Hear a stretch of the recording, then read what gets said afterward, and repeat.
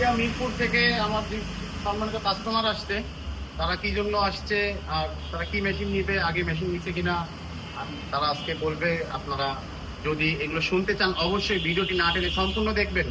ভাই আসসালামু আলাইকুম, আপনাদের ঠিকানাটা কোন জায়গায়? কুষ্টিয়া মিরপুর ভাই। মিরপুর। আপনারা আমাদের প্রতিষ্ঠানে আজকে কি জন্য আসছেন? আজকে একটা আটা ভাঙানো ডবল চেম্বার আটা ভাঙানো মেশিন।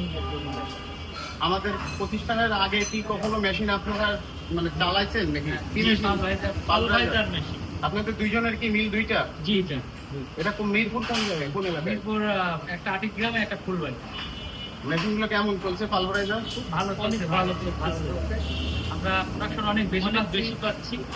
তারপরেও অনেক ভালো উন্নত মানের জিনিস, তো আমরা সময় লাগে না, জিনিস ভালো হয়, গরুর খাবারটা উন্নত মানের হয়, মানুষ খুব ভাঙাতে আগ্রহী হয়।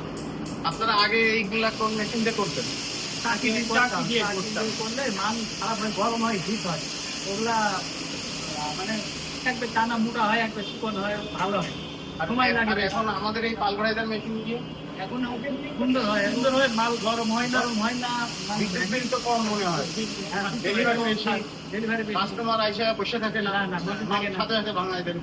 আর এখন এই যে ডবল চেম্বারের যে গমের আটার মেশিন নিচ্ছেন, এই মেশিনটি দেখছেন কোথাও চলছে? হ্যাঁ দেখছি, দিনাজপুরে দেখছি, দেখছি, আর দেখছি মানে আমাদের মেশিন দেখছেন চলছে। হ্যাঁ, কেমন চলছে এগুলো? ভালো, অনেক ভালো, ভালো। প্রোটেকশন ভালো, যে মিলে দিচ্ছেন ওই মিলা কি বলছে? খুব ভালো বসে নিতে পারলে খুবই ভালো, কোনো ঝামেলা নাই, চাকরি উঠানো লাগে না, খুব সুন্দর চলে, আটাটা খুব ভালো হয়।